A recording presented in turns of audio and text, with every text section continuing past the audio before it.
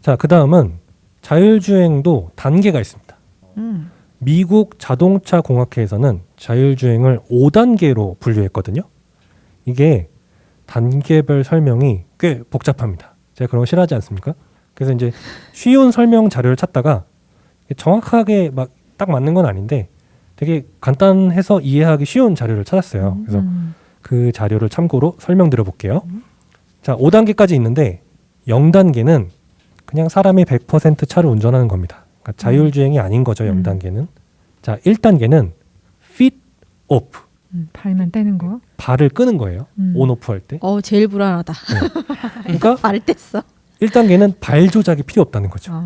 그러니까 제 차가 사실 지금 이게 가능합니다. 그러니까 스마트 크루즈 제일 먼저 대고 있는 거죠. 컨트롤 키면은 앞차랑 거리 맞춰가지고 앞차 가면 내 차 가고 앞차 쓰면 내 차 쓰고 엑셀하고 브레이크를 알아서 해줍니다. 2단계는 핸즈 오프. 손을 꺼요. 불안해. 핸들에서 손을 떼는 겁니다. 핸들을 차가 알아서 돌립니다. 제 차도 운전 보조 기능을 켜면은 차가 차선을 따라서 스스로 핸들을 돌립니다. 자, 3단계는 eyes off. 눈 꺼. 눈 꺼. 딴 데 봐도 된다는 거예요. 와. 운전 중에 문자 불안해. 보내거나 그렇죠. 문자 보내고 까똑하는 거나 이제. 운전 중에 영화 보고 핸드폰 게임 하고 해도 된다는 겁니다. 불안해. 한숨 잘게. 그렇죠. 안 돼? 자는 것까지는 눈만 딴데. 네. 자, 물론 자율주행 하다가 기계가 판단하기 어려운 상황이 있을 수 있잖아요. 그러면 이제 운전자한테 야 일어나 이거 이제 네가 해야 될 것 같아. 네가 판단해서 운전해야 될 것 같아라고 경고를 줍니다. 알려줘요? 네가 운전해 이렇게 눈 떠 이렇게. 이럴 때 되게 좋을 것 같아요. 그 바닷가 근처를 차를 가지고 드라이브 하다가 보면 제일 안 쉬운 점이 운전자는 그걸 못 봐요. 아, 그렇죠. 설명만 해줘. 바다가 지금 너무 아름다워 이러는데 운전자는 못 보고 그 설명만 들어야 되는 이런 거. 물론 제가 운전을 하지 않아서 저는 바닷가 상관이 데이트 많이 하셨네. 아유. 그래서 그럴 때 제일 좀 아쉬웠는데 되게 효율적일 것 같아요. 네. 데이트에 아주 효율적입니다. 알겠습니다. 3단계는 데이트용. 알겠습니다. 아니 더 하고 싶은 얘기 있으면 해주세요. 예, 알겠습니다. 자, 자율주행으로 현재 가장 잘 나가는 테슬라의 테슬라. 오토파일럿도 아직 3단계로 보기에는 무리라는 이야기들이 있습니다. 보지 않는 것까지는 상상이 안 된다. 그러니까 뭐 그걸 실험하시는 분들도 유튜브에 계신데 이 테슬라 공식 자료를 보면 오토파일럿 기능에 대해서 다음과 같이 적어놨습니다. 현재 오토파일럿 기능들은 운전자의 적극적인 주의가 필요하고 운전자에게 책임이 주어집니다. 현재 차량이 자율적으로 주행하는 것이 아닙니다. 그렇다고 합니다. 3단계가 아직 아닌 겁니다. 자, 그 다음 4단계는 마인드 오프입니다. 이게 잠자는 거네. 그렇죠. 신경을 꺼도 된다는 거죠. 지금 자율주행 기능 쓰면 혹시나 하는 마음에 불안감이 막 생기거든요. 그렇죠. 그럼 불안을 꺼라? 그렇죠. 걱정하지 말아라. 는 단계인 거죠. 그럼 이 정도 되면 100% 자율주행인가요? 거의 그 정도라고 할 수 있을 것 같아요. 마음까지 껐는데 100%가 아닌 건 뭘까요? 점점 흥미로워집니다. 네. 이게 4단계가 아직 상용화되지는 않았는데 시험 주행들은 이미 성공한 사례들이 있습니다. 뭐 2018년에 우리나라는 현대차 넥소가 서울에서 평창 간 고속도로 190km를 자율주행하는데 이제 이게 4단계로 한 거라고 하고요. 뭐 구글의 자회사 웨이모, GM, BMW 등 많은 자동차 회사들이 이미 4단계 시험 주행에는 성공한 것으로 알고 있습니다. 어느 정도일까요? 아까 눈 꺼 여기까지는 되게 좀 직접적이었거든요.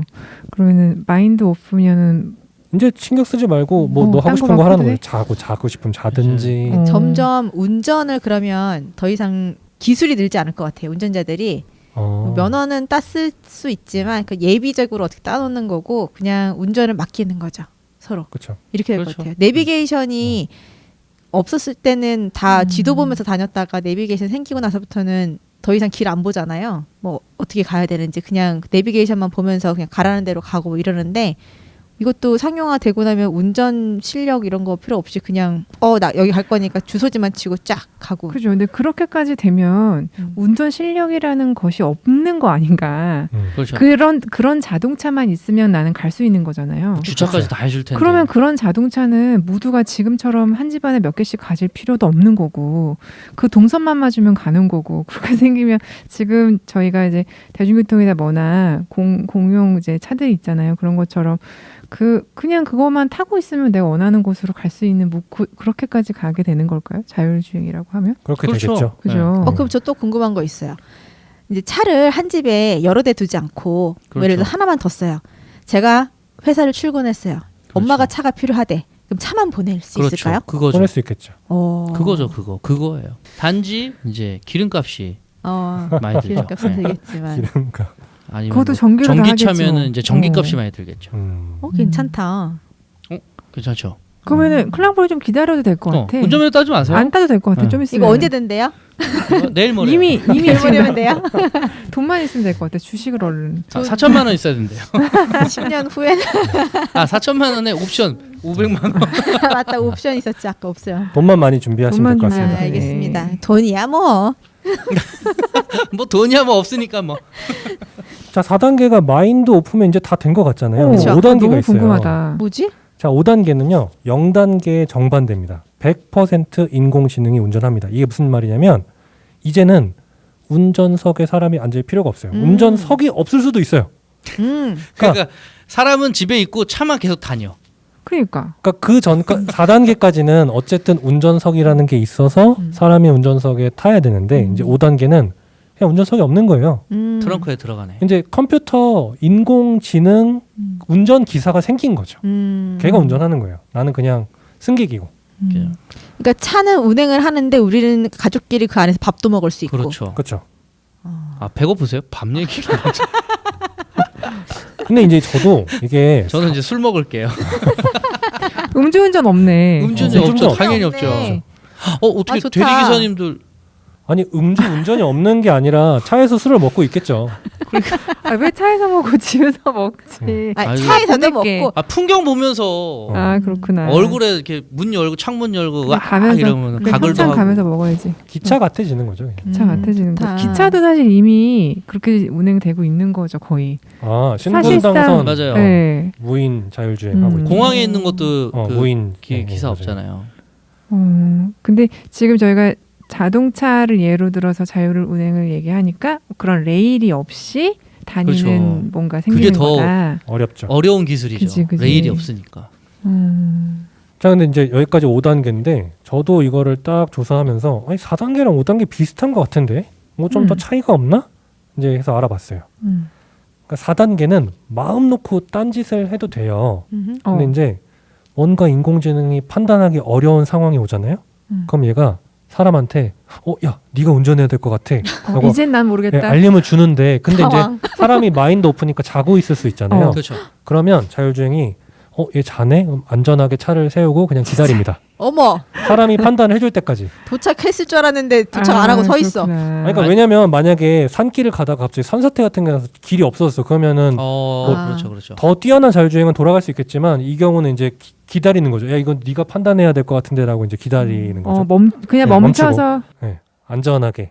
그러니까 거기서 그 자리에서 기다릴 건지 돌아갈 건지 이런 판단은 못 하니까 그렇죠. 그런 네. 상황이 되면 운전자의 네가 해라 이렇게 한다는 거죠. 안전하게 기다리는 거죠. 근데 이러면 이게 뭐지? 우리가 술을 먹었어 차 안에서.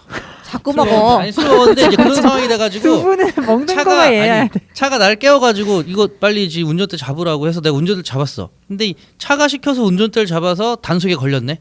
그러면은 안 돼. 이거 차가 교도소 가는 거죠. 왜 화를 내? 차가 교도소를 가야죠. 아니야. 뭐래요? 그러니까 지금 묵사발님 말씀 들어보니까 4단계 때는 마인드 오프지만 차 안에서 술은 먹으면 안 되네.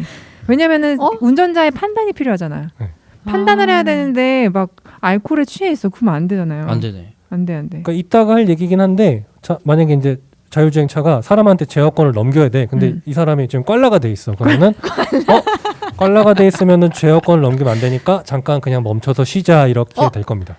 운전자의 알코올 농도를 확인해 주는 거야. 아, 지금은 해도 됩니다. 지금도 지금은 안 됩니다. 그게 지금도 그런 기능이 있어요? 있어요. 근데 대박. 그게 이제 다 조작하지 사람이 않나? 차에 타가지고 뭐 이렇게 후를 하든지 뭐 공기에 네. 알코올 뭐 그 농도를 측정할 근데 그거를 사람이 달고 그런 차를 사고 싶지 않아 하는 거죠. 그치. 아, 그렇죠. 저는 살 거예요. 그럴 어? 것 같은데. 꼭 사십시오. 그럼요. 근데 5단계는요. 음. 이제 그렇게 뭐 위험한 상황이 기다리거나 이런 게 아니라 기계가 알아서 다 판단하는 거예요. 뭐 산사태가 나서 길이 막혔다. 그러면 막혔네. 다시 돌아가야겠다. 그것까지 기계가 다 하는 게 5단계입니다. 그러니까 5단계는 기계가 정말 사람 운전기사처럼 스스로 판단을 해서 운전하는 거예요. 그러니까 5단계는 진짜 쉽지 않은 기술이겠죠. 근데 이제 그러네요. 그런 거 상상했네. 그 운전 가르쳐 줄 때 남자친구 여자친구 혹은 뭐 부부가 이렇게 운전 가르쳐 주고 싸우죠. 하면 싸우잖아요. 그럼 이제 5단계 되면은 AI랑 막 사람이랑 싸워 막. 야 그거 아니잖아. 글로 가면 안 되잖아 이러면서. 아니 그렇지도 않죠. 나에게는 그런 의지가 상관이 없어요. 기사가 가는 대로 알아서 해야지. 그러니까 이제 열받는 거야 사람이. 그렇게 열받으면은 여기 오프되는 걸 안 해야지. 그래서 시동 꺼버리는 거죠. 보내버려? 조용히 해. 이러고. 아니 그 사람의 말을 잘 들어주겠죠. 원하는 대로 주행을 그럼요. 하겠죠. 예. 그러니까 이게 시험차로는 자동차 회사에서 4단계를 성공했다고 해도 아직 상용화하기 쉽지 않은 이유가 있는데 뭐냐면 1, 2단계까지는요. 사고가 나잖아요. 그러면 사람 운전자가 책임을 져요. 그렇죠. 자율주행 기능을 썼어도 감시를 똑바로 하고 내가 그 돌발 상황일 때 개입을 적극적으로 해야 되는데 당연하죠. 그러지 못하면 이제 사람이 책임지는데 그러니까 1, 2단계는 제조사 책임이 아닙니다. 근데 3단계 이상부터는 제조사도 책임을 질 수 있습니다. 그럴 것 같아.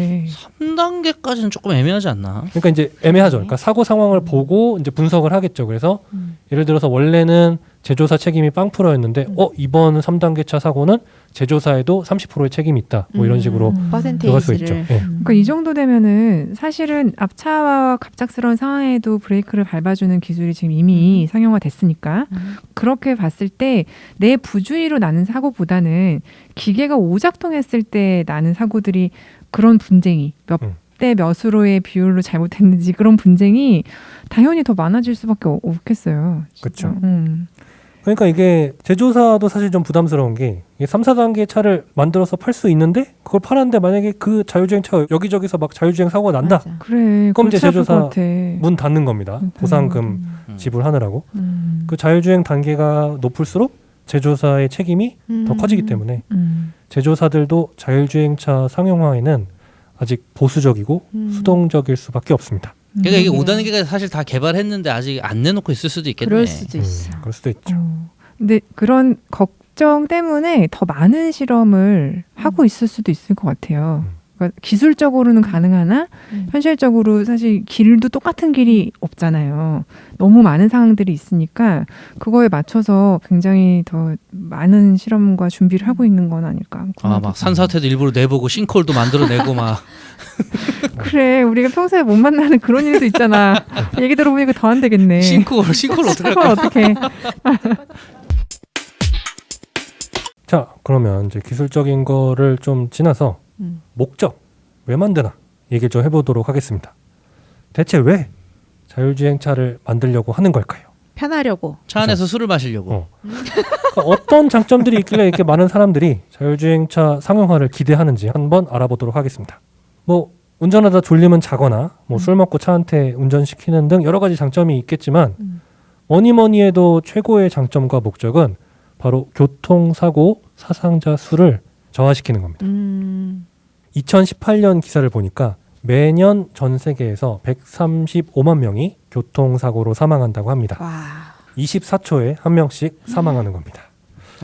그리고 작년 우리나라 교통사고 사망자는 3,079명이라고 하거든요.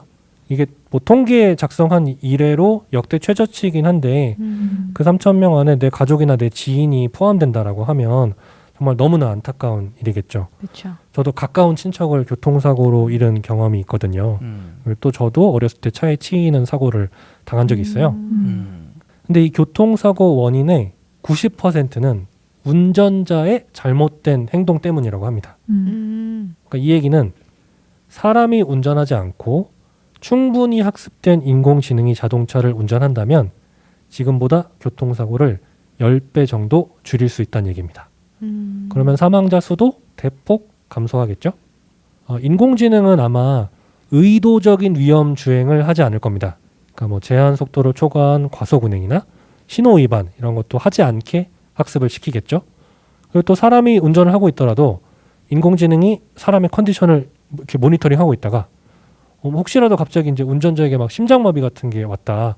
그럼 이제 인공지능이 긴급 정차 시스템을 작동시키고 뭐 119에다가 응급 메시지를 보낼 수도 있습니다.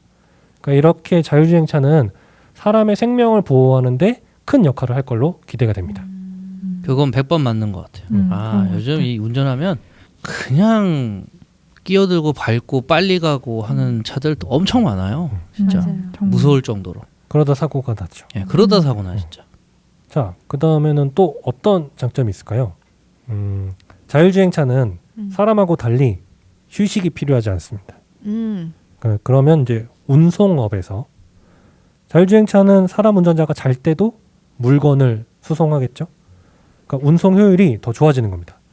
트럭 말씀이신 거죠. 트럭 같은 그쵸, 트럭. 것들. 예.